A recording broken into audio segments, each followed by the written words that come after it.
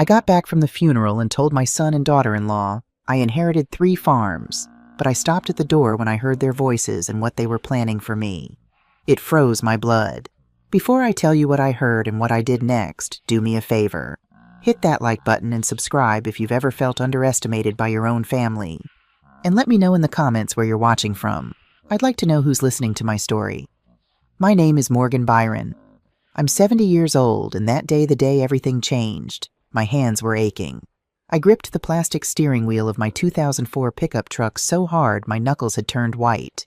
I'd been driving for 10 hours straight with rest stops every 2 hours because my arthritis was flaring up. 10 hours on the interstate fueled by bitter gas station coffee and the stale, lingering scent of funeral home lilies that seemed stuck in my jacket. I was coming back from Wyoming, a place I hadn't seen in 20 years. I was coming back from burying my father, Hector. Hector and we weren't close. He was a hard man. A man of few words, and most of them were sharp. He was a miner, a man who believed emotion was weakness and that a daughter's job was to listen, not to speak. When I married my Michael, he didn't approve. When I decided to work as a quality control supervisor at the auto plant in Ohio, instead of pursuing business like he wanted, he called me soft. Told me I was wasting my potential. We hadn't spoken in years. When his lawyer called me, I almost didn't go. But Michael, God rest his soul, he always believed in forgiveness. Even from his hospital bed before the pneumonia took him 8 months ago, he whispered, "Go, Morgan. He's still your father." So I went. I sat in the back of a cold, empty chapel in Laramie. The wind outside howled like it was morning, but inside it was just silence. I listened to a preacher who clearly didn't know my father talk about a man I didn't recognize. Hector Byron was a pillar of this community, he said, reading from notes that must have come from somewhere generic. A hard-working man who valued tradition and family. I almost laughed. Almost. I was the only family there. The chapel was one of those old ones with wooden pews that creaked when you shifted your weight. There were maybe 5 other people scattered in the rows, probably neighbors who felt obligated to show up. No one spoke to me. After the service, after they lowered the simple pine casket into the frozen ground, the lawyer pulled me aside. Harrison Cole, young man maybe 30 with kind eyes behind wire-rimmed glasses. He wore a coat too thin for the Wyoming cold and kept shifting from foot to foot.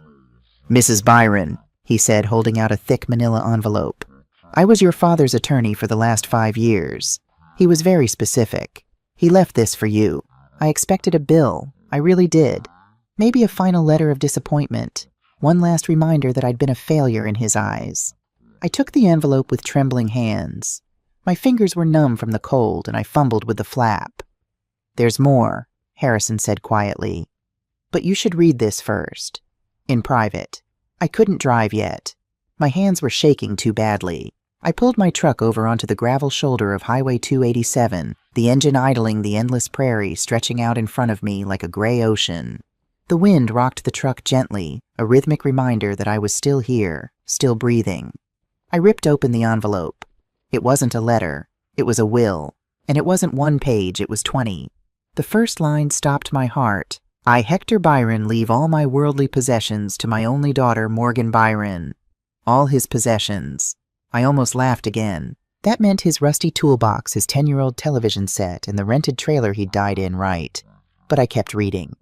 My possessions, namely... My eyes scanned the legal jargon, trying to make sense of it.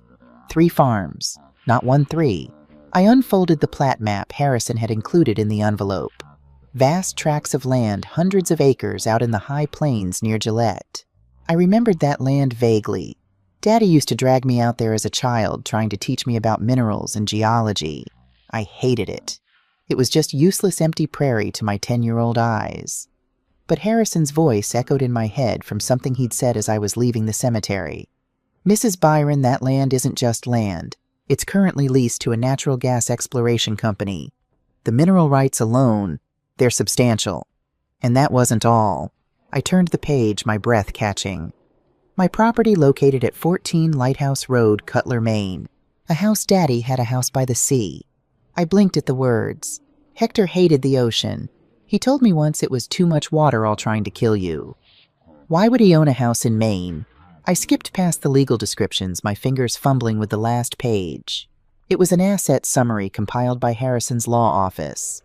Total estimated value. My vision blurred. It looked like a typo. It had to be a typo. $18 million. 1-8, followed by 6 zeros. $18 million. I thought of the sunroom, that cold, miserable glass prison I'd been living in for the last 8 months. Let me take you back to how I ended up there. When my Michael passed away so suddenly, so unfairly from pneumonia that took him in less than a week, my life ended too.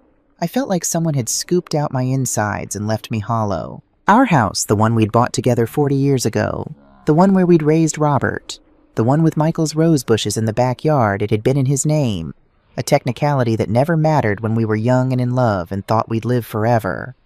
But it mattered when he was gone.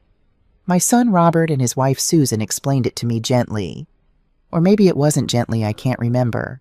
I was drowning in grief, barely able to get out of bed. They explained that the house was now legally theirs through inheritance, and they needed to make some changes. "We're struggling, Mom," Robert had said, not meeting my eyes.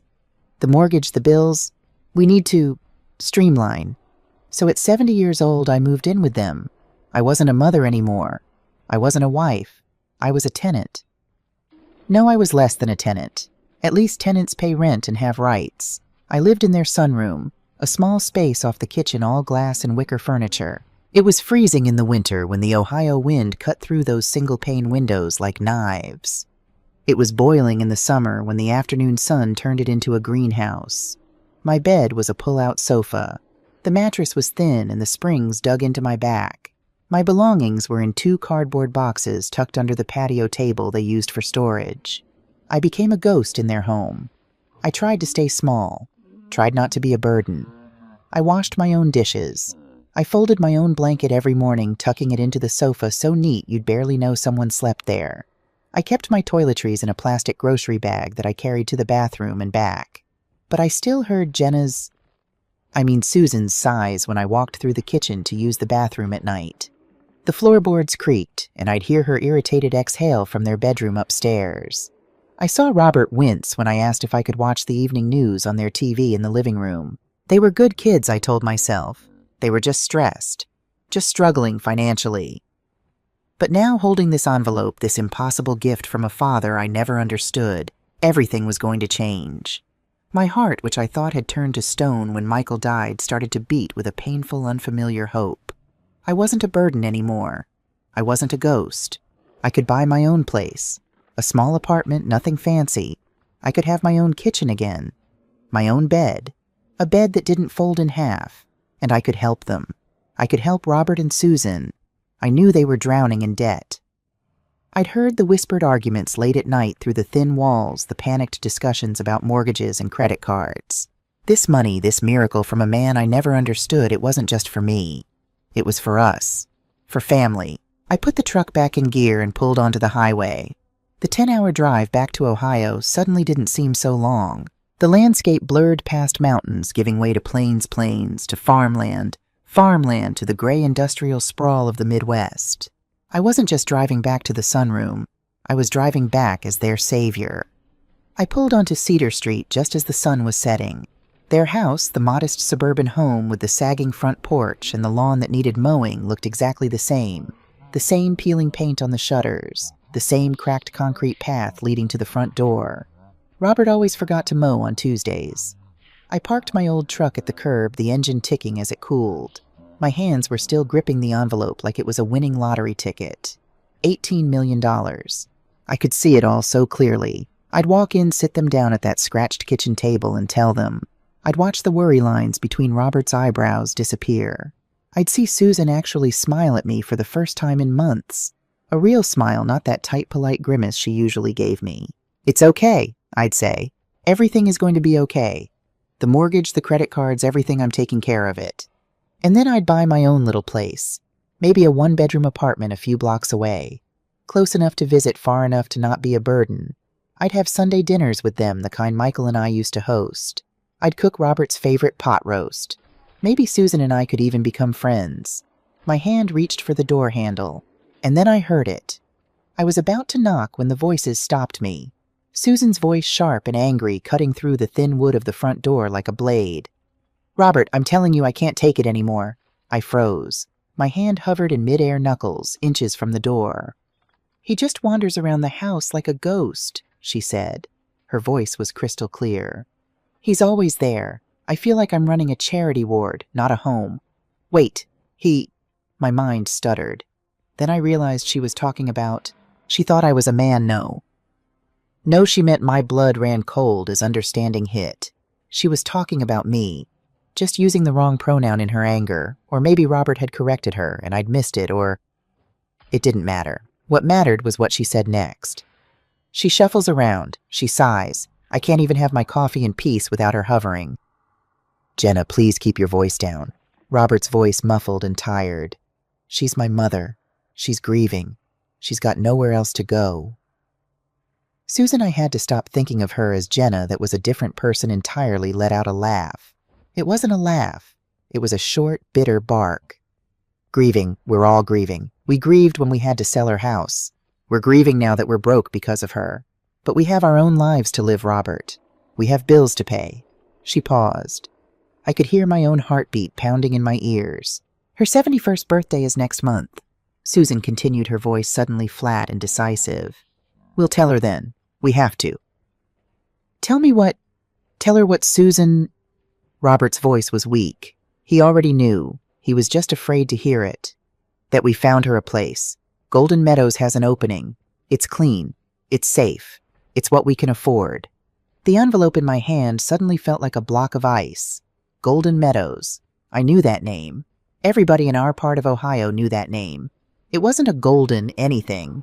It was the state-run facility, the long, low brick building out by the highway with the chain-link fence around the concrete patio, the one that smelled like bleach and boiled vegetables when you drove past with the windows down.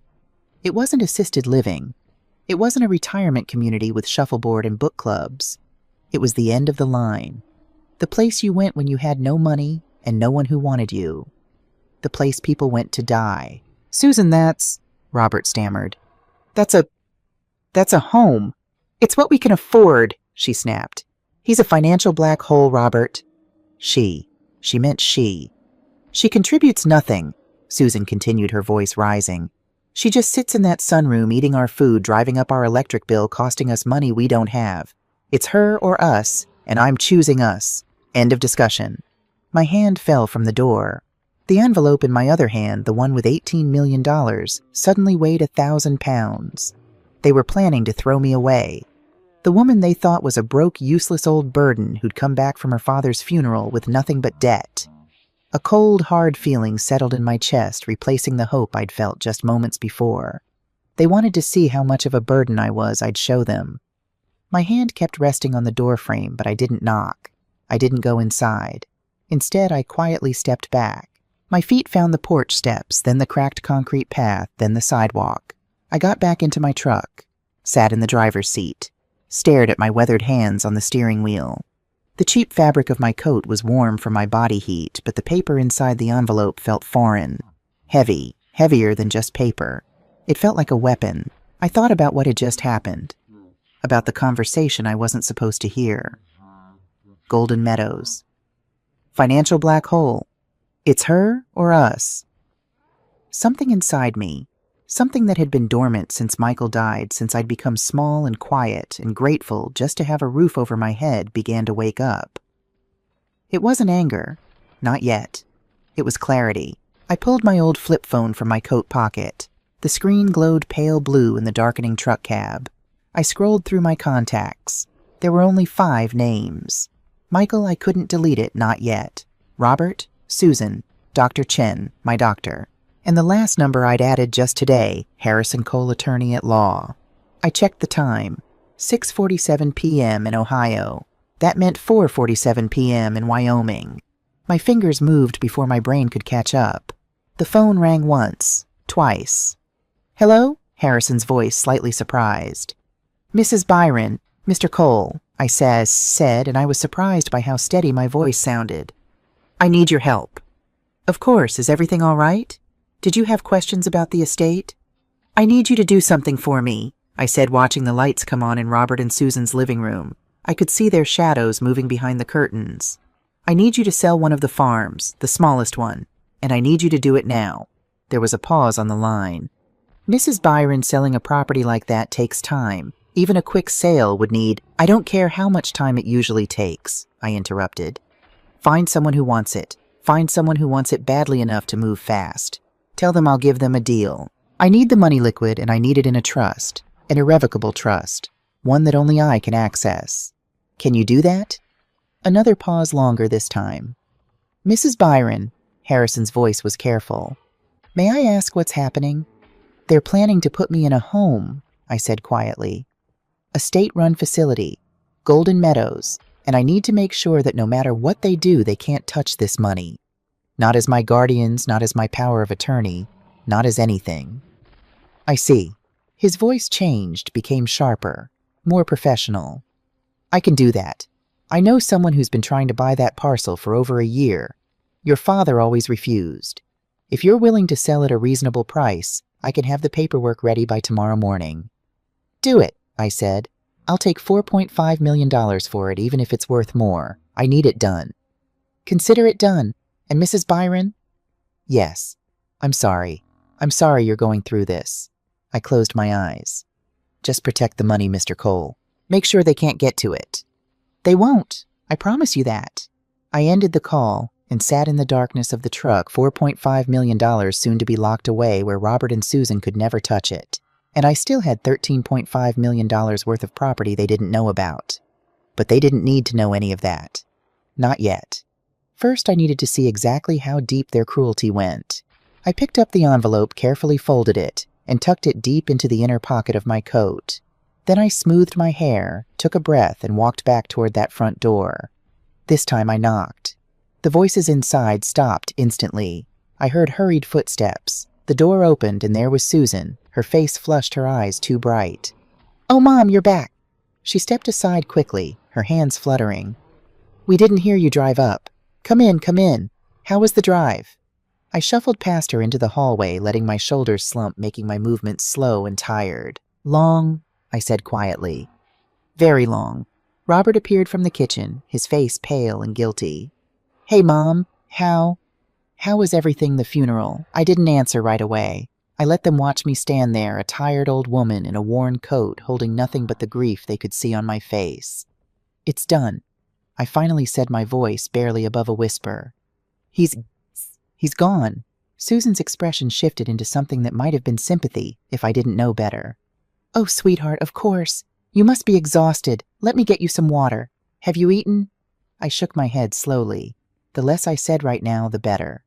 Robert stepped forward, and for a moment, just a moment, I saw my little boy in his face. The child I'd raised, the one who used to cry when he scraped his knee, the one I'd taught to ride a bike. "Come sit down, Mom," he said gently. "Please." They guided me to the kitchen table, the same scratched surface where just days ago they'd been planning my exile. I sat down heavily, and Susan actually pulled out the chair for me as if I were an invalid. She poured water into a glass. My glass, the one plastic cup they'd given me to use, and set it in front of me.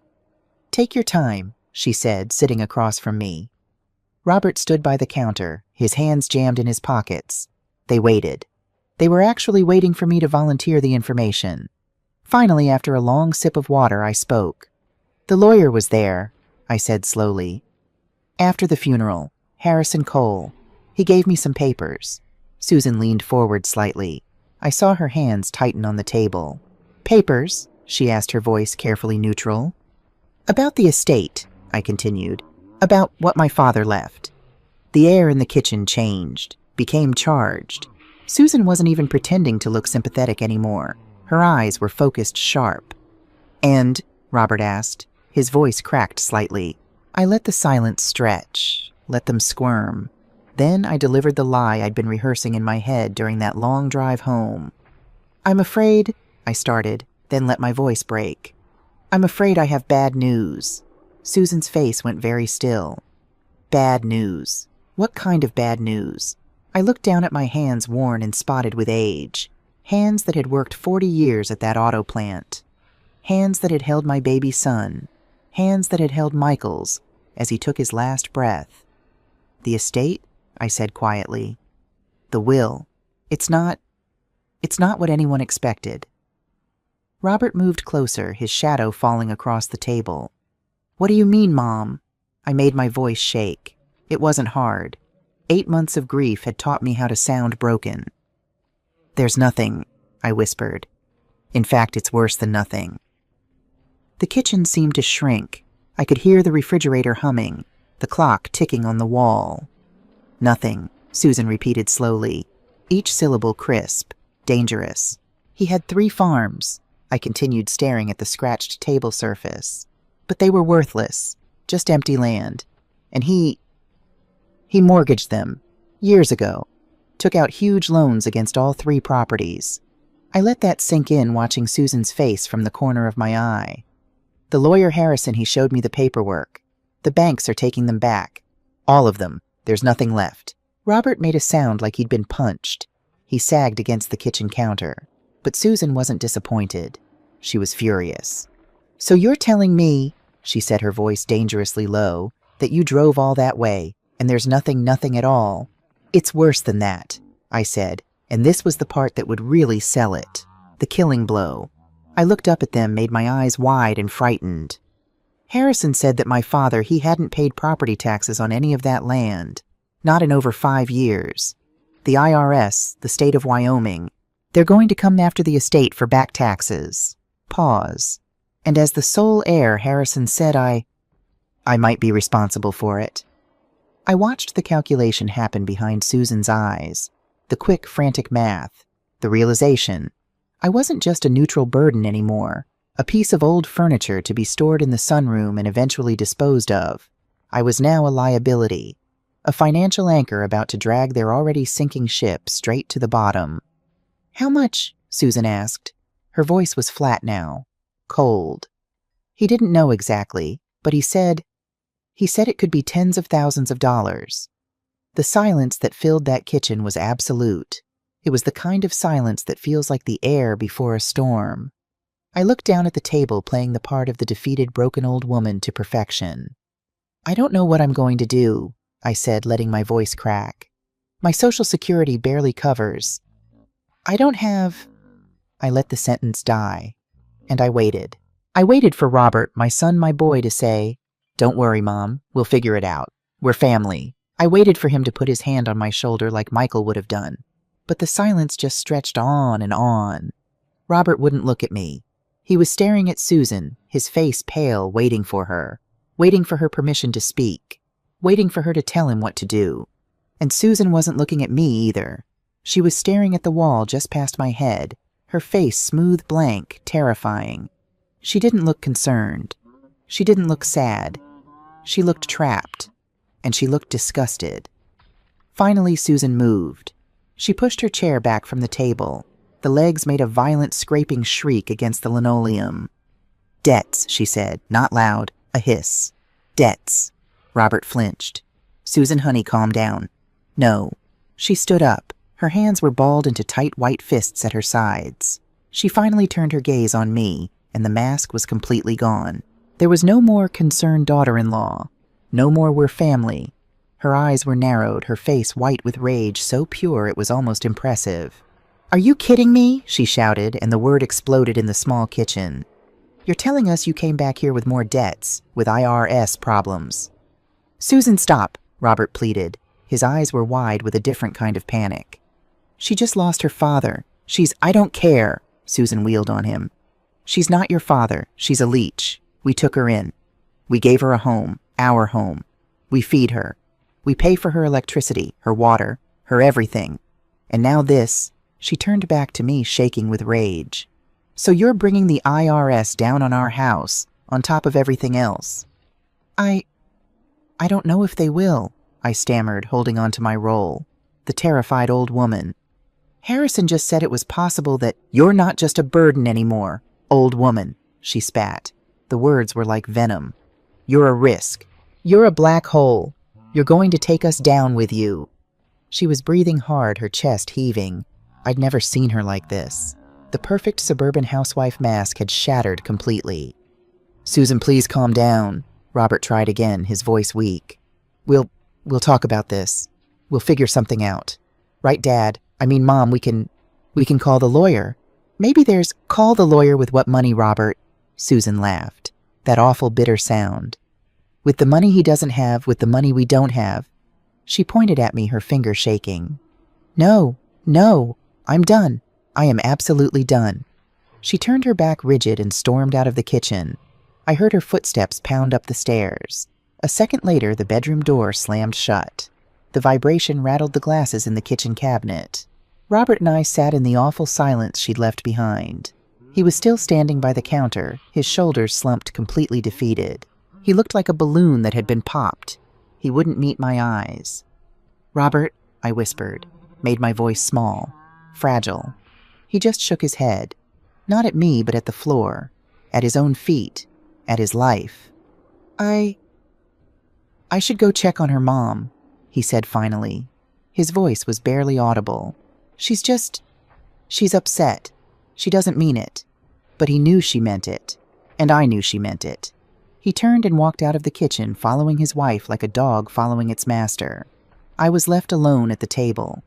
The house was silent again, but this time I knew the truth. I knew what lived behind that silence. Slowly, I got up from the chair. I made sure to shuffle my feet just in case they were listening. I walked back to my cold sunroom prison. I closed the sliding glass door that separated me from the rest of the house. Sat on the edge of the pull-out sofa, the springs groaning under my weight.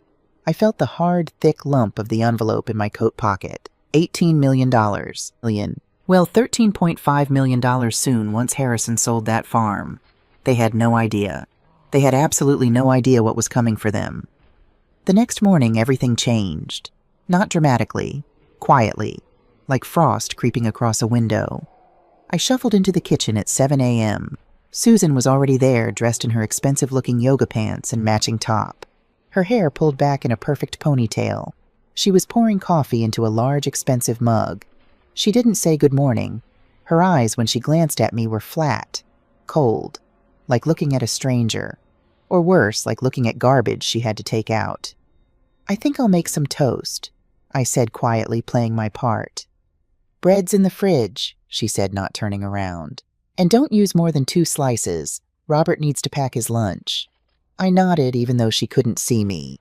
Got the bread, put 2 pieces in the toaster that had been a wedding gift from Michael and me 15 years ago. I ate standing at this counter with a glass of tap water. The toast was dry. I hadn't asked for butter. It felt safer not to. Susan poured her coffee, added a splash of expensive cream from a carton I knew cost more than my entire breakfast, and walked right past me into the living room, as if I were invisible. After she left, I sat down in the living room. In my old armchair, the one Isla and I had bought together at a yard sale 30 years ago.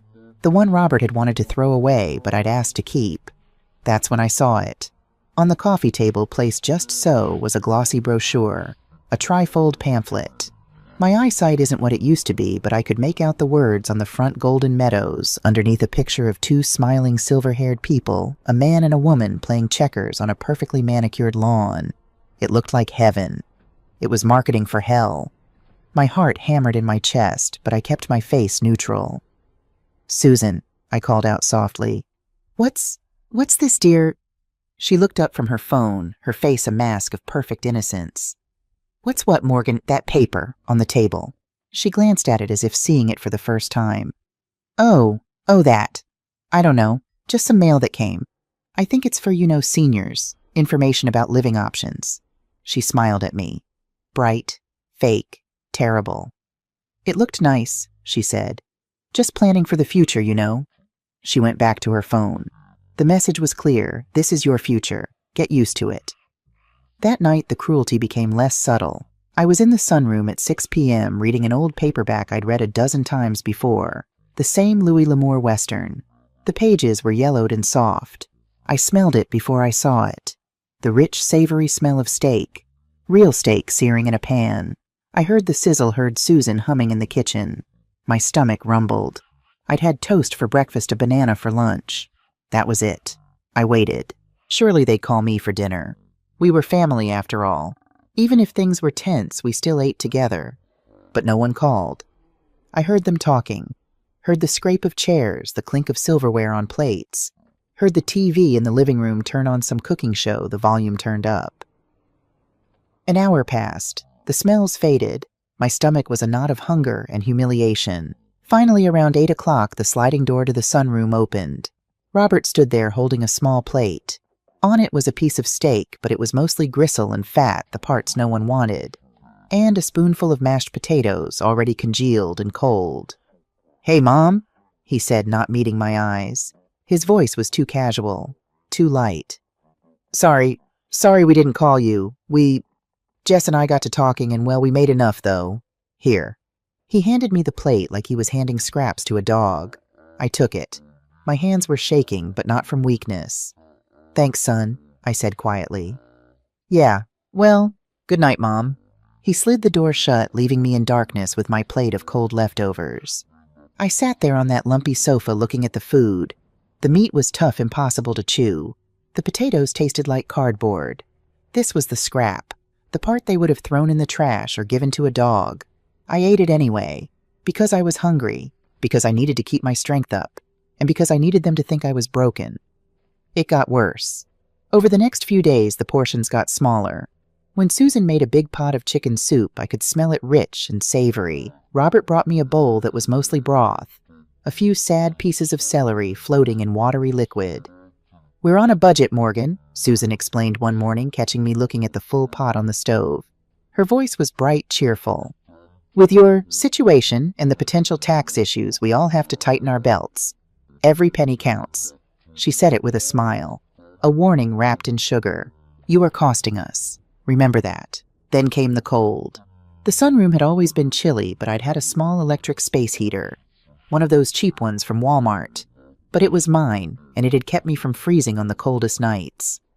On Wednesday night, I went to turn it on, clicked the switch. Nothing. I clicked it again, checked the plug. It was connected. The heater was dead. The next morning, I mentioned it to Susan. Tried to keep my voice light, not complaining, just informing. "Oh, really? That's a shame," she said, not looking up from her laptop. "Probably playing some online game. Those things don't last forever. They're cheap. Robert will take a look when he has time." Robert never had time. The nights became a test of endurance. I slept in my coat. I woke up stiff, my bones aching from the damp cold. My arthritis flared up so badly some mornings I could barely open my hands. I was 70 years old, and I was freezing to death in my own son's house while they slept upstairs in their warm, comfortable bed. They were trying to break me, trying to make my life so miserable, so physically uncomfortable, that when they offered me Golden Meadows again, when they showed me those glossy brochures with the smiling old people, I would beg to go. But I wasn't broken. Not yet. Not ever. A week after I'd gotten back from Wyoming, the final petty cruelty arrived. I had a small 13-inch television in the sunroom. An old thing, probably 10 years old, but it worked. It was my only company in that cold glass box. I sat down one night exhausted from the cold and hunger and reached for the remote. It was gone. Not on the side table where I always left it. Not on the floor. Not tucked into the sofa cushions. I searched everywhere, my stiff fingers fumbling through the wicker furniture. It had vanished. The next morning I asked Susan, kept my voice mild, non-accusatory. "Susan, honey, have you seen the remote for my TV?" She frowned, tapping her chin in mock thought. "The remote number. Are you sure you didn't misplace it?" A pause. Then, with surgical precision, "You've been a little forgetful lately, Morgan." There it was. Forgetful. The first shot fired in the war for my mind. I don't think so," I said carefully. "I always leave it right on the table." "Well, it'll turn up," she said with a shrug. "Or not. To be honest, the doctor says too much television isn't good for—" She paused, letting the word hang in the air. "For cognitive decline. You're probably better off resting. Just rest your eyes, you know." I went back to my room. No heat, no television, just me, my books, and the cold. I sat on that sofa and I didn't feel broken. I felt like a piece of steel being forged in fire. They were hammering me, trying to make me weak, but they were just making me harder, stronger, more determined. I took the envelope out of my coat pocket. I'd been keeping it on me at all times, too afraid to leave it anywhere they might find it. I unfolded the asset summary one more time. $18 million. They were freezing a millionaire to death over a $20 space heater. They were starving a woman who could buy their entire neighborhood. I held that paper in my cold red hands and whispered to the empty freezing room, "You want to see forgetful? You want to see confused? I'll be the most pathetic, confused old woman you've ever seen, until the moment it matters." I must have drifted off because the sound that woke me wasn't gradual. It was a sharp, percussive thump that echoed from somewhere above me. The ceiling, their bedroom. I snapped awake, my heart leaping into my throat. The sunroom was pitch black except for the faint glow of the streetlight through the glass. I could see my own breath fogging in the cold air. My cheap digital clock read 3:15 a.m. I lay perfectly still listening. Then I heard it again. Not a thump, a voice. Susan's voice. And she wasn't hissing. She wasn't whispering. She was sobbing. "Robert, you have to do something." The words came through the ceiling, through the thin walls of this cheaply built house. "You have to." They called again. They didn't just call the house, they called my cell. My skin went colder than the room already was. I pushed myself up off the sofa, my joints screaming in protest. I didn't bother with shoes. I crept barefoot across the icy tile floor to the sliding glass door that separated my prison from their home. The vertical blinds were cracked just barely. I pressed my face close my ear, almost touching the glass. "What do you want me to do, Susan?" Robert's voice. I'd never heard him sound like that. It wasn't weak. It wasn't tired. It was broken. It was the sound of a man who had nothing left. "I gave you everything," he said, his voice cracking. "I gave you the last of my 401k last month. You told me it was the last time. You promised it was the last time. It's gone, Susan. All of it. There's nothing left." My mind couldn't catch up. 401k. Last time for what? "It's not gone," Susan shrieked, but she choked the sound back into a desperate, strangled whisper. "I can win it back. I know I can." It was just a bad streak. "My system works, Robert. That last online site was rigged, I'm sure of it. If I can just make one more deposit, just another 1,000. Online site. Win it back. Bad streak. Oh my God. Gambling. She was talking about gambling. Robert laughed. It was the most terrible sound I'd ever heard from my son. It was a laugh with no air, no humor. It was the sound of a dead man laughing. "Susan, are you insane?" His voice rose. "We don't have $1,000. We don't have 100 the collection agency they called me yesterday. At my office. On my work phone, Susan. My boss heard." "Shh," she hissed. "Keep your voice down. You'll wake her. You'll wake your mother." "I don't care if she wakes up," Robert roared. I heard something hit the wall, his fist, his hand. "What's she going to do? Put us in her will. She's got nothing. She came back with debts. Susan debts." I flinched back from the glass as if he'd slapped me. My lie, my stupid perfect trap. It had worked better than I ever imagined. "We were counting on that." Robert, Susan's voice was a desperate whine now. "You told me his father was old. You said he had property. We were counting on that. It was our only way out. Our last chance." "Well, it didn't happen," Robert shouted. "She left us with more problems.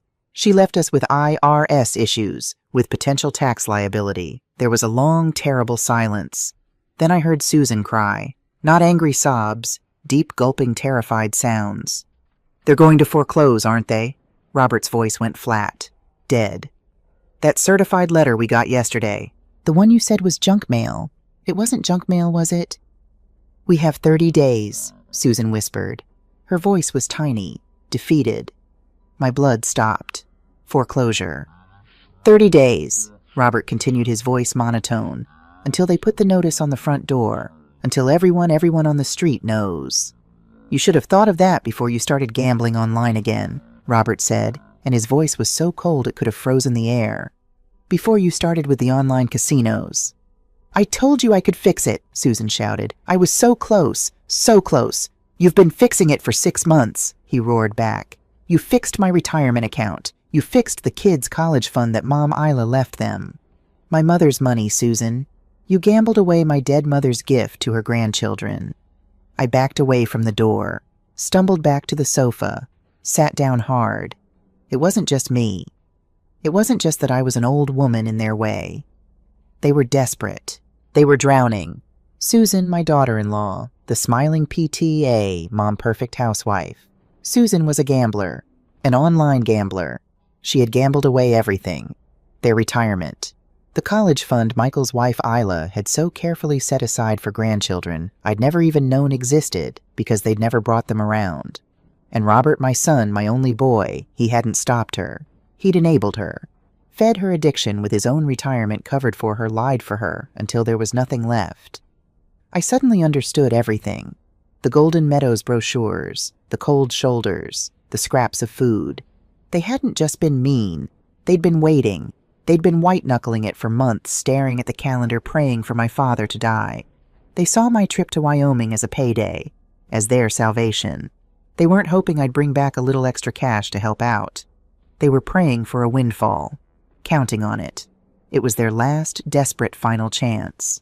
And when I sat at that kitchen table a week ago, when I looked them in the eye and played my part, when I told them that beautiful, terrible lie, when I said that one simple word, debts, I hadn't just disappointed them. I had destroyed their last hope. I had been their final lottery ticket, and I'd come up a loser. I sat there in the pitch-black sunroom, listening to my son and his wife sobbing together in the kitchen above me. They were no longer angry. They were just broken. The war was over, and everyone had lost. Everyone except me. I let the silence sit for a full minute. Let them cry. Let them sit in the ruins they'd made. Then I pulled out my phone. The flip phone glowed blue in the darkness. 3:47 a.m. in Ohio. That meant 1:47 a.m. in Wyoming. I didn't care. I scrolled to Harrison's number and pressed call. 1 ring, 2 rings, 3. Hello? His voice groggy but instantly alert when he heard my voice. Mrs. Byron. What's wrong? Harrison, I whispered, keeping my voice low. I need you to do something else for me. Something important. Of course. What do you need? I need you to investigate my daughter-in-law, Susan Byron. I overheard them talking. She's a gambler, online gambling. I think she's the reason they're losing the house. She mentioned owing money, something about $220,000. There was a sharp intake of breath on the other end. I need to know everything, I continued. How bad is it? How much does she owe? Who does she owe it to? I need proof, Harrison. Ammunition. You're asking me to run a private investigation on your daughter-in-law, Harrison said carefully. That's a different level of involvement. I'm asking you to protect your client's assets, I said, my voice sharp. This woman is trying to get guardianship of me. If she's this desperate, she won't stop. I need to know what I'm up against. I need to know exactly what kind of snake I'm living with. Pause. Can you do it, Din? Harrison sighed. I have a firm I use in Cheyenne for background checks. They have affiliates everywhere. It'll cost money. I have $18 million, Harrison, I said flatly. Find out. Find out everything. And fast. I'm on it, he said. The land sale, the trust, the investigation. Mrs. Byron, stay safe. And stay quiet. Act the part. Don't worry, I said, looking at my ghostly reflection in the dark glass. I'm just a confused old woman. I wouldn't know how to sign my own name, would I? I clicked the phone shut. When I shuffled into the kitchen the next morning, Susan was already there. She looked terrible. Her eyes were red and puffy, her skin blotchy. She'd been crying all night. But when she saw me, something shifted in her face, hardened. Good morning, Morgan, she said. Her voice was flat. I blinked at her, playing confused. Good morning, dear. I thought I heard noises last night. Is everything all right? Everything's fine, she said curtly. We just had some things to discuss. Robert came down the stairs. He looked worse than Susan, like he hadn't slept at all. His eyes were bloodshot, his face drawn. Morning, Mom, he mumbled. Robert, honey, I said, letting my voice quaver. Are you feeling all right? You look tired. I'm fine, Mom. Just work stress. They stood there in the kitchen, the two of them, and I could feel the shift. Something had changed in the night. Some decision had been made. Susan poured coffee, her movements sharp and angry. She handed Robert a cup, didn't offer me one. Then she turned to me, and her eyes were calculating. Cold. Morgan, she said, Robert and I have been talking. About your situation. About the debts and the potential tax issues. I widened my eyes. Made myself look vulnerable. Oh, we're very worried about you. She continued each word carefully chosen. You're under a lot of stress. You're forgetting things. You're not eating well. You're clearly overwhelmed. Robert jumped in right on cue. We think you need help, Mom. Professional help. My heart started pounding, but I kept my face neutral, confused. Help? What kind of help?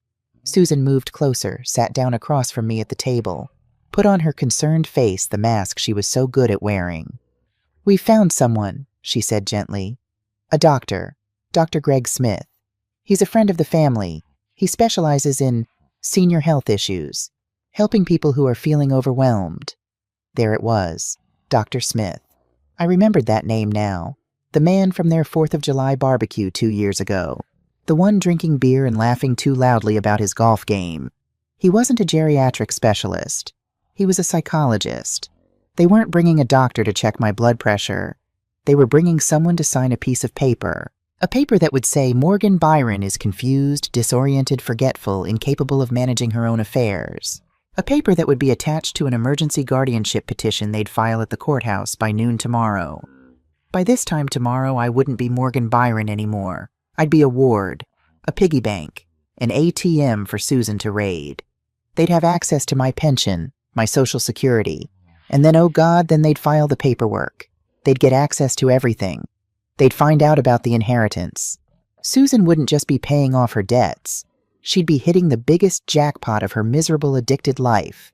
I had to play this perfectly. I let my bottom lip tremble, let my eyes go wide with childlike fear. A doctor, I said. I don't need a doctor. I'm just tired, Susan. Just cold. Shh, it's okay, Susan cooed, reaching across the table to pat my hand. Her palm was warm. Mine was ice cold. It's not a real doctor visit. It's just a conversation. He's just going to ask you a few questions. About your memory. About how you're feeling. She smiled that terrible smile. It's just a formality.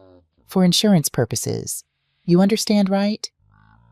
Lies piled on lies piled on lies.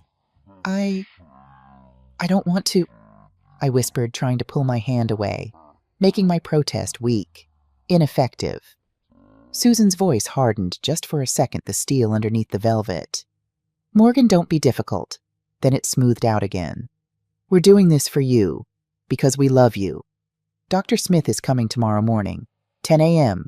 You just need to be right here in this chair, ready to talk. Okay. I slumped back, let my shoulders fall, nodded weakly. Okay, Susan, I whispered, if you think it's best. We do, she said firmly. She stood up, mission accomplished. Now you go rest, big day tomorrow. She and Robert left the kitchen. I heard them talking in low voices in the living room, planning, preparing. That night after they'd gone to bed, I heard it again, the quiet metallic click of the lock on the sliding glass door. They'd locked me in, just in case the confused old woman decided to go for a wander before the doctor could arrive. I sat there in the dark on that lumpy sofa, the cold seeping into my bones. The final trap was set. The evaluation was in less than 15 hours. But they didn't know what I knew. They didn't know about Harrison working through the night investigating Susan's gambling addiction. They didn't know about the $4.5 million sitting safely in an irrevocable trust. They didn't know about the other $13.5 million in property I still owned. They thought I was a scared old woman with nothing but debts and dementia. Tomorrow, Dr. Greg Smith would walk through that door at 10 a.m. sharp, and tomorrow they would find out exactly how wrong they were. I pulled my coat tighter around my shoulders and smiled in the darkness. Let them think they'd won. Let them think I was trapped. Tomorrow the trap would spring, and they were the ones inside it. I didn't sleep that night. How could I sat on that pull-out sofa in the locked sunroom, wrapped in my coat, watching the darkness slowly fade to gray, watching the first light of dawn creep across the frozen glass walls. My phone buzzed at 6:15 a.m. A text from Harrison Farm sold. Wire transfer complete. Trust funded. $4.5 million secure. Investigation results incoming within the hour. Stay strong. I read it 3 times, then deleted it immediately. No evidence. Not yet. At 6:30, I heard them stirring upstairs. The creak of bed springs. Footsteps.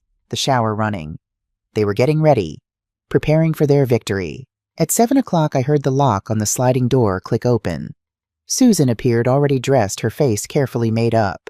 She'd covered the dark circles under her eyes with concealer. Put on lipstick. She looked almost normal. Almost. "Good morning, Morgan," she said brightly, too brightly. "Did you sleep well?" I blinked at her slowly, rubbed my eyes like I was confused about where I was. Is it morning already?" "Yes, dear. Come on, let's get you settled in the living room. Dr. Smith will be here in a few hours. We want you comfortable." She helped me up, actually took my elbow and guided me like I was an invalid. Through the kitchen into the living room. Robert was there standing by the fireplace. He was wearing khakis and a button-down shirt, dressed up, like this was an interview. I guess it was. "Hey, Mom," he said. His voice was strained, guilty. "How are you feeling?" I let myself sway a little, put my hand on the arm of my old chair for support. "Tired," I said softly. "So tired." Susan fluffed a pillow behind my back, tucked a blanket around my legs, playing the concerned daughter-in-law for an audience of no one. Or maybe for themselves. Maybe they needed to believe they were the good guys in this story. "There we go," she said. "Nice and comfortable. Can I get you some water?" "Yes, please," I whispered. She brought me my plastic cup filled with tap water, set it on the side table within reach. "Now," she said, sitting on the edge of the sofa leaning forward, "Dr. Smith is going to ask you some questions. Easy questions. Just about how you're feeling what you remember. There's nothing to be nervous about." "Will it take long?" I asked, my voice small. "No, honey. Not long at all. Just a quick chat." Robert cleared his throat. "Mom, we're doing this because we care about you. You understand that, right?" I nodded slowly. Let my eyes fill with tears. "I understand," I said. Liar. I understood perfectly. The next 2 hours were the longest of my life. Susan made breakfast, scrambled eggs and toast, but only brought me a single piece of dry toast. Robert ate at the kitchen table. I could hear them talking in low voices. My phone buzzed again at 8:47 a.m. Another text from Harrison. This one longer. I read it in the bathroom, the only place I could lock the door. "Investigation complete. It's worse than you thought. Susan Byron, $220,000 in gambling debts across multiple online platforms. Payday loans forged loan applications using Robert's info. But worse, she took out a second mortgage on your son's house 6 months ago, $50,000. Forged his signature. Lost it all in one weekend. Has not made a single payment. The house is already in foreclosure. Auction scheduled for this Friday. Robert doesn't know about the second mortgage. She's been hiding it. They have 3 days before the bank takes the house. Sending full documentation to your email. You have everything you need." My hands shook as I deleted the message. 3 days. The house was already gone. The 30 days Susan had mentioned that wasn't a deadline. That was last week. The grace period was over. In 72 hours, the bank was going to kick them and me to the curb. That's why Susan was so desperate, so frantic. This wasn't just a plan to get rid of me. This wasn't just about my pension. This was a last-ditch, frantic Hail Mary pass. She was hoping to get guardianship, find some assets, any assets, maybe the inheritance she thought I was hiding. Use it to plug the gaping, bleeding wound in their finances before Robert found out she hadn't just bankrupted them. She'd made them homeless. The doctor wasn't just her key to Golden Meadows. He was her key to survival. The doorbell rang at exactly 10 a.m. Susan practically leaped off the sofa. "That's him. That's Dr. Smith." She smoothed her hair, checked her reflection in the mirror by the door, and opened it with a smile so bright it could have lit up the room. "Greg, thank you so much for coming on such short notice." "Of course, Susan. Anything to help." His voice was smooth, professional, practiced. Doctor. Greg Smith walked into the living room and I recognized him immediately. Mid-50s, perfect gray hair, expensive suit that probably cost more than my truck. He carried a polished leather briefcase. He looked at me and his practiced professional smile clicked into place like a mask. "And this must be Morgan," he said warmly, extending his hand. I just blinked at him, let my eyes go wide and watery, didn't take his hand, let mine tremble in my lap instead. His smile didn't falter. He pulled the ottoman closer and sat down, leaning in. His posture screamed concern and empathy, all fake, all performance. "Morgan," he began, his voice soft and soothing like he was talking to a frightened child. "My name is Greg Smith. I'm a friend of Susan's. I'm here because Susan and Robert told me you've been going through a very difficult time." I nodded. A small, weak movement. Losing your father, that's a tremendous loss, he continued. And then this news about his estate, the financial stress. That's a lot for anyone to handle, isn't it? Another nod. Susan tells me you've been feeling a little forgetful lately. Is that right? Sometimes feeling confused. I could see the script laid out in front of me, the trap they were setting. He would ask me simple questions. What's the date? Who's the president? Where are you? I would answer them, maybe get a few wrong, maybe seem disoriented. Then he would twist it. He would say, your family says you're confused and you seem agitated. You're denying your symptoms, which is itself a symptom. It was perfect. Airtight. Susan jumped in right on cue. It's okay, Morgan. Just tell the doctor. Remember the remote, how you couldn't find it. I looked at Dr. Smith, his kind eyes, his lying smile, and I made my decision. This was the moment. This was where everything changed. I took a slow, deep breath. Then I sat up straight in my chair, let my spine become steel. When I spoke, my voice was not the weak whisper of a confused old woman. It was clear. It was cold. It was the voice of a 70-year-old woman who had run quality control at an auto plant for 40 years, who had raised a son alone after her husband died, who had survived. You can leave now, Dr. Smith. The room froze. Dr. Smith's smile faltered, stuck on his face like a piece of broken machinery. I beg your pardon. You heard me, I said. My gaze locked on his, unwavering. You can leave. You're not here to help. You're here to sign a piece of paper. You're here to commit perjury. You're here to help them steal my pension and my Social Security. His face went from pale to a blotchy red. Now see here, Mrs. Byron, that is a very serious accusation. And it's a serious crime, I said, my voice cutting through his bluster like a knife. I know who you are, Greg. I remember you from the barbecue 2 years ago. You're a family psychologist, not a geriatric specialist. And I'm not your patient. I leaned forward slightly. So I'll say it again. You can leave my house. Your house? Susan shrieked, shooting to her feet. This is my house. I turned my gaze to her, slowly, deliberately. Is it Susan? I asked quietly. Or am I just someone with very good hearing? The word hung in the air like a guillotine blade. Susan's face went white, actually white like all the blood had drained from it. Golden Meadows, I said, each word deliberate. It's her or us, and I'm choosing us. Every single word, Susan. Through the door, I heard every single word. Dr. Smith didn't need to hear more. He'd seen enough. He snapped his briefcase shut and stood up so fast the ottoman nearly tipped over. I think I'm in the wrong place, he said quickly. This is clearly a private family matter. I should be going. Yes, I said. You should. He practically ran to the door. It opened and closed, and then he was gone. The silence he left behind was absolute. Just me, my son, and his wife. Robert was staring at me, his mouth slightly open, his face completely pale. Susan was breathing hard, her chest heaving, her hands clenched into fists. You spied on us, she whispered. Her voice shook with rage. No, I said calmly. I listened. And then for 8 days I watched you. You pretended, Susan screamed. All week you sat there pretending to be sick, pretending to be confused. I didn't have to pretend very hard, did I said. You made it easy. The cold room, the stolen remote, the scraps of food. I stood up from the chair.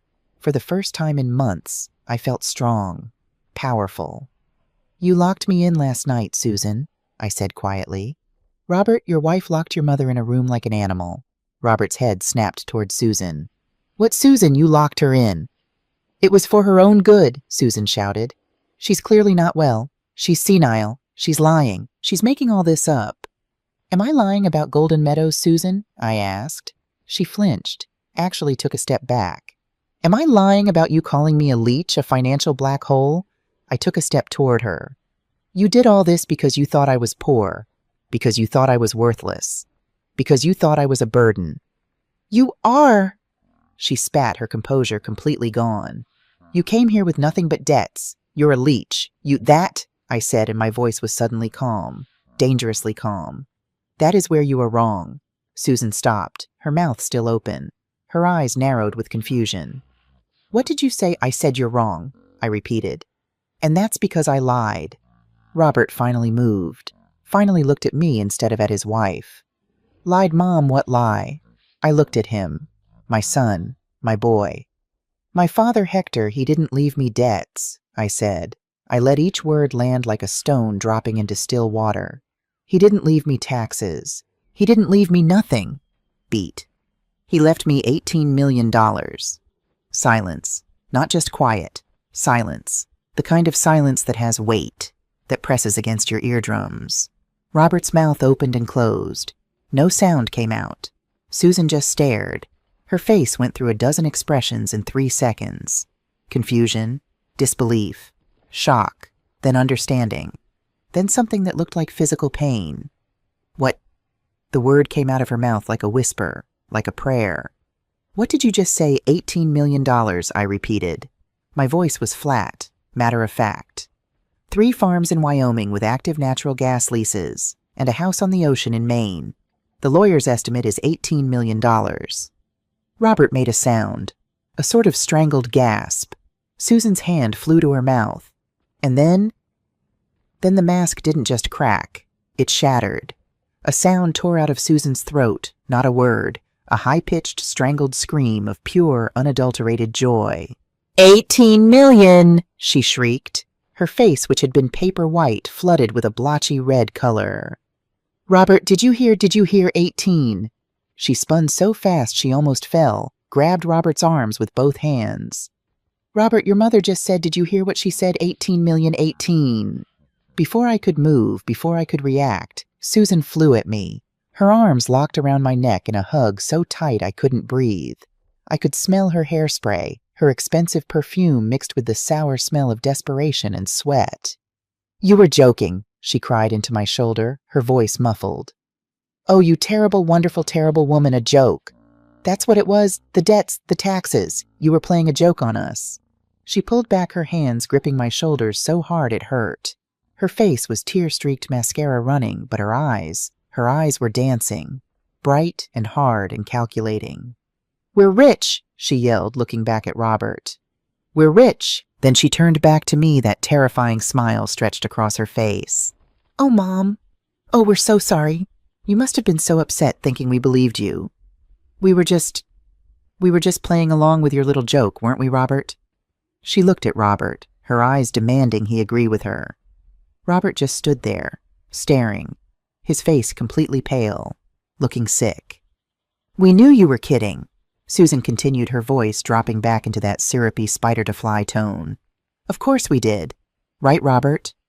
But Robert wasn't celebrating. He was looking at his wife. And for the first time, maybe for the very first time, he was seeing the monster. Susan wouldn't let go of me. Her grip on my shoulders was bruising. You don't have to go anywhere, she babbled.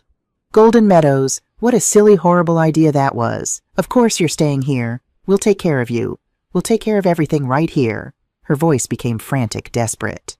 We can build an addition, a whole new wing on the house. We'll knock out the kitchen wall, give you your own apartment, your own kitchen, and a heater. A brand new state-of-the-art heater, whatever you want. A new car. We'll go on a cruise. She hugged me again. Not a hug of love, a hug of possession. Like a parasite that had just found a new, healthy, very, very rich host. I looked over Susan's shoulder at my son. Robert was watching his wife, and he wasn't celebrating. He looked horrified. Slowly, carefully, I put my hands on Susan's shoulders. Didn't push, just created space, just enough to see her face. Happy? I said. The word came out quiet. Is that what this is, Susan, happiness? Her manic smile flickered. I'm just relieved we're all relieved. Or is it just relief, I asked. I looked at her, really looked at her. $18 million. That's a lot of money. It's a miracle, isn't it? She nodded frantically. Yes, it is. But I have to ask. I paused. Let the tension build. Let her panic rise. Is it enough? Her smile froze. Enough for what? It's 18 million. Is it enough, though? I said, my voice quiet but cutting, to pay off the $220,000. The words hung in the air like a bomb. $220,000. If 18 million had sucked the air out of the room, 220,000 brought the frost. Susan's face didn't just go pale. It went white, waxy, bloodless, terrifying. She looked like a mannequin, a corpse. Robert made a sound. A small gulping choking sound like he'd been gut punched. His eyes, which had been locked on his wife with dawning horror, flew to me. "Mom," he whispered. His voice was shaking. What did you just say, 200, what?" I didn't look at Robert. Not yet. I kept my eyes locked on Susan. "You heard me," I said. $220,000. That's a lot of online sports betting, Susan.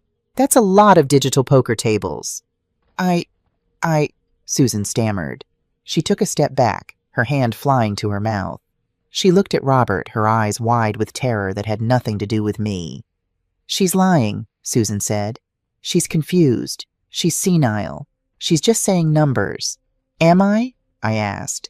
"Am I making up the online loan applications, the ones you forged his signature on the payday loans, the markers, the collection agency that's been calling Robert's office?" "Susan," Robert said. His voice wasn't a whisper anymore. It was low, deep, dangerous. "Susan, what is she talking about? She's lying," Susan shrieked, backing away from me toward the kitchen. "She's an old, bitter woman, and she's trying to turn you against me." "She's talking about the foreclosure, isn't she?" I said quietly. "Isn't she, Susan?" That was the word. That was the kill shot. Foreclosure. Robert crumbled. His legs seemed to give out. He stumbled forward away from the fireplace, his gaze unfocused. "No," he whispered. No. We're just late, you said. You said we were 30 days late. You said we could catch up." "She lied, Robert," I said. My voice was gentle now, sad. "She didn't just get behind. She took out a second mortgage 6 months ago for $50,000. She forged your name on the documents." I paused. "And she lost it all in one weekend." Robert's knees hit the floor. He didn't scream. He didn't make a sound. He just dropped like a puppet with cut strings. He put his hands on his head, his fingers digging into his hair, and he rocked back and forth. "No," he whispered to the carpet. No. "Susan, you promised. You promised me you stopped. You swore to me. My retirement, the kids' college fund, Mom Isla's money for the grandkids. Susan, you promised." I watched my son break apart on his living room floor, and I turned to Susan. Susan was backed against the kitchen counter now, her eyes darting between me and the broken man on the floor. The trap was closed. She was caught. And then she exploded. The panic, the lies, the terror, it all erupted into pure white-hot rage. "So what?" she screamed, her voice cracking. "So what if I did? You didn't give me a choice. You and your useless mother living here sucking us dry. I had to do something. I could have won it back. I was so close. So close." Robert looked up from the floor, tears streaming down his face. "My God," he whispered. "Oh my God, Susan." "It's her fault," Susan shrieked, pointing at me with a shaking finger. "She did this. She came back with her lies, her debts, and she ruined everything. I could have fixed it. I just needed more time." She was a cornered animal now, spitting and clawing at anyone within reach. Robert slowly pushed himself to his feet. He looked at his wife, really looked at her, and I saw something die in his eyes. "You didn't just make a mistake," he said quietly. "You destroyed us. You destroyed everything. And you tried to destroy my mother." Susan's rage drained away as quickly as it had come. The realization of what she'd lost, what she'd almost had in her grasp, hit her like a physical blow. $18 million. Her knees buckled. She slid down the wall, her legs giving out, and she just sat on the kitchen floor, surrounded by the fake, perfect, foreclosed life she'd built. She put her head in her hands and began to cry. Not the angry shrieks, not the hysterical sobs. This was quiet, hopeless, the sound of absolute final defeat. I let the silence sit, let them both absorb what had just happened. Then I cleared my throat. They both flinched, like they'd forgotten I was there. "Well," I said, "now that we're all being honest." Susan looked up, her face a mess of ruined makeup and tears. What do you want?" "What I want," I said, "is to go to a home where I'm not freezing to death. What I want is to not be called a leech by the woman who's been gambling away my son's future. What I want is to know why my son, my own son, would agree to throw his mother into a state-run nursing home." Robert finally moved. He turned to me, his face hollow with shame. "Mom," he whispered. I didn't. She told me we had no choice. She told me if we didn't cut expenses starting with you, we'd lose everything. I didn't know. I swear I didn't know why we were losing everything. I didn't know about the second mortgage. You just thought, I said quietly, it was easier to get rid of me. He didn't answer. He just looked at the floor, and that was all the answer I needed. Well, I said, I have good news for you both. Susan looked up, that tiny, pathetic spark of hope in her eyes. Good news. Yes, you were right about one thing. I am a burden. I'm a 70-year-old widow living in your sunroom. I am a problem. I looked at both of them. And you have so many problems right now. The foreclosure, the gambling addiction, the complete destruction of your marriage. The last thing you need is a confused old woman wandering around. Susan scrambled to her feet. Wait, we can fix this. The $18 million, it fixes everything. It pays off the house. It pays off all of it. We can be a family again, just like you wanted. She was smiling again. That bright, terrifying, greedy smile. She still didn't see the problem. She just saw the money. She saw the ATM had been restocked. That's the thing, Susan, I said. I reached into my coat pocket. My hand passed over the thick envelope with the will. I pulled out my old flip phone instead. Held it up. It's not we. It's my money. Robert's eyes focused on the phone. Mom, what does that mean? It means, I said that I've been a very busy woman. I made a phone call. A few, actually. Susan's face went from hopeful to wary. You what? That farm.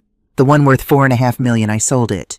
This morning, a consortium in Wyoming bought it. You sold it? Susan's voice was faint. But where's the money? It's gone, I said simply. Gone, she shrieked. What do you mean gone? Did you gamble it away? The irony of the question was so thick I could barely breathe. No, Susan, I said. I'm not like you. I didn't lose it. I moved it. Moved it where? Into an irrevocable trust.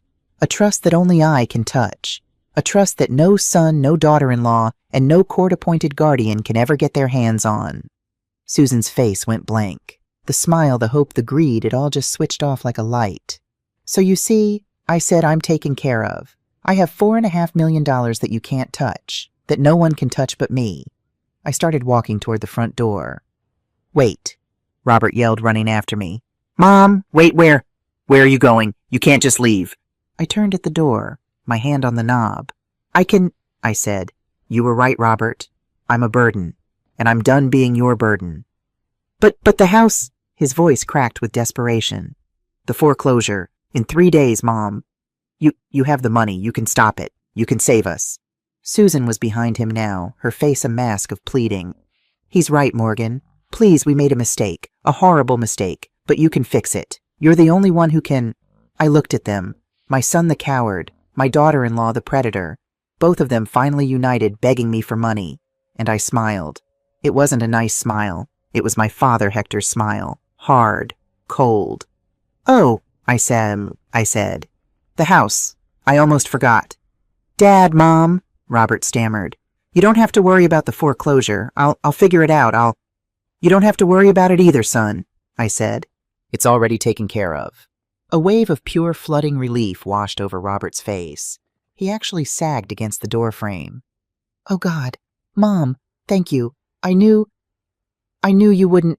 Don't thank me, I said, cutting him off. I didn't do it for you. Robert blinked. What do you mean? I mean the bank isn't going to foreclose on this house. Susan let out a sob of relief. Thank God. The bank isn't foreclosing, I said, my voice like ice, because the bank doesn't own this house anymore. Susan's relief turned to confusion. What about? As of 9 o'clock this morning, I said my trust bought the debt. Both mortgages. The first one and the secret fraudulent one you took out, Susan. I let that sink in. I paid it all off. Paid every cent. The bank was happy to sell. They got their money. They're out of the picture. You saved us, Susan whispered. You saved us, Morgan. I knew. I'm not finished, I said. I pulled an envelope from my other coat pocket, the one Harrison had overnighted to a P.O. box I'd set up. I own the debt, I said. I own the note, which means I own this house. I am your landlord, I am your creditor. I am the person you owe $220,000 to, plus the balance of the original mortgage. I tossed the envelope onto the floor between them. It landed with a soft, final thump. That, I said, is a 30-day eviction notice. I'm terminating your tenancy. You have 30 days to get your things and get out of my house.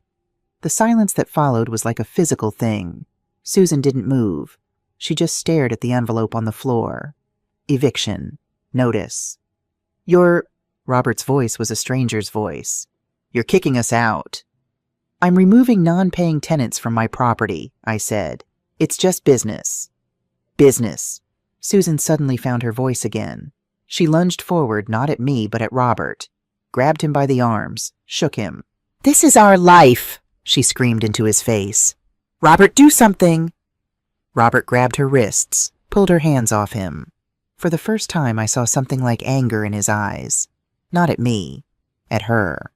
Do something, he said, his voice low, dangerous. Do something, Susan. You did this. You lied to me. You lied about the money. You lied about the house. You lied about everything. I didn't know she had money, Susan screamed, clawing at him. How could I know? I thought she was poor. She wasn't dragging us down, Robert roared. You were with your gambling. You gambled away my mother's money, the money Mom Isla left for the grandkids. You gambled away our house. It was ugly. It was raw. It was the truth of their marriage exploding in front of me. And then Susan collapsed, fell to her knees right there in the doorway and started to cry. Real tears this time. Not manipulation, just despair. Robert just stood there looking down at the woman he'd married, the woman who'd destroyed everything. I didn't wait for more. I didn't need to see more. I opened the front door. The cool morning air hit my face like a blessing. Behind me, I heard Susan call my name. Morgan, please. We have nowhere to go. What are we supposed to do? I stopped in the doorway, looked back one last time at the two of them. A ruined man and a desperate woman standing in the middle of a house that was no longer theirs. Honestly, Susan, I said quietly, I don't care. I walked out, down the cracked concrete path, past the rose bushes that needed trimming. I got into my old truck, the one with the $13.5 million fortune still waiting for me in Wyoming and Maine. I started the engine. As I pulled away from the curb, I saw Robert stumble out onto the front lawn, just standing there, watching me leave. I didn't stop. I didn't look back. I just kept driving. I drove east. For 2 days, I just drove. Stopped at a cheap motel in Pennsylvania, the kind with thin walls and a plastic ice bucket. I paid cash. I sat on that strange, stiff bed and ate a bag of peanuts for dinner. I had $4.5 million in a trust and another $13.5 million in property, and I'd never felt more alone in my entire life. But I wasn't a victim. I wasn't a ghost. I was just done. The next morning I kept driving.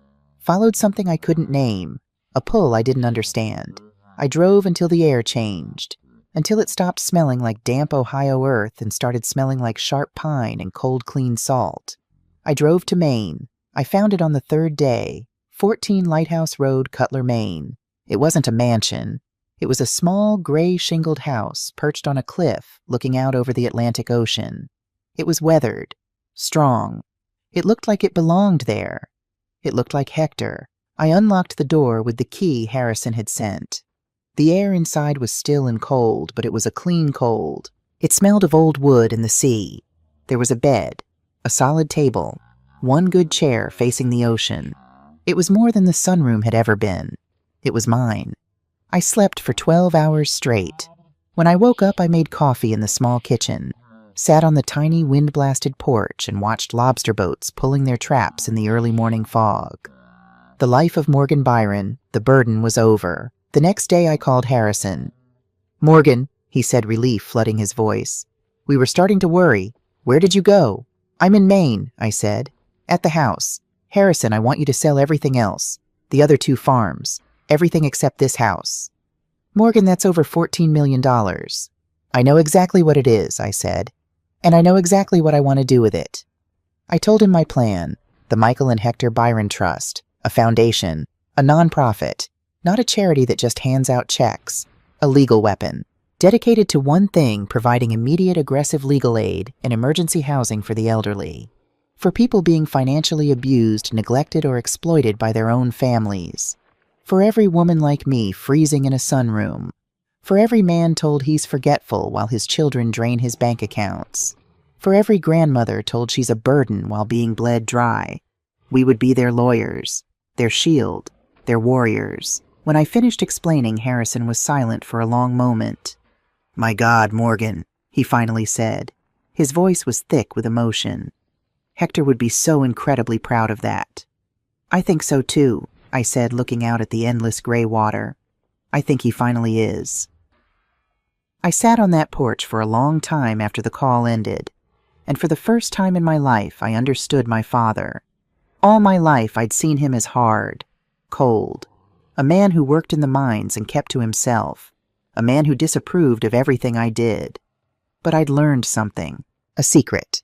60 years ago, Hector Byron, a simple miner with barely any money, found a young man in a bar, Alfred Thorne, a man about to lose his family business, and my father gave that stranger his entire life savings, $30,000. An impossible sum back then. He'd saved Alfred's life, and he'd never told anyone. My father didn't do it for recognition. He didn't do it for praise. He just did it because he saw someone vulnerable and he protected them. That was his real legacy. Not the $18 million. The example. He'd been quietly building his fortune, living like a pauper while sitting on a dragon's hoard. But he'd used his strength not to bully, but to shield. And now I understood what I had to do with his gift. The foundation took 6 months to build. It was hard work. Good work. Harrison moved to Maine to run it. "I'm tired of Wyoming wind," he said with a smile. "I want to try the lobster." We'd already helped 12 people, stopped 3 guardianships in court, moved 4 seniors out of abusive homes into safe, clean apartments. We'd become the people who answer the 3 a.m. call. My life was quiet now. Good. The Ohio house sold in a day. I never asked where Robert and Susan went. I didn't need to know. My old flip phone rang on a Tuesday afternoon. I almost didn't answer. I didn't recognize the Ohio number, but something made me pick up. "Mom," Robert's voice, thin, rough, like he'd been crying. "Hello, son," I said. Silence, long and painful. I could hear traffic in the background, construction sounds.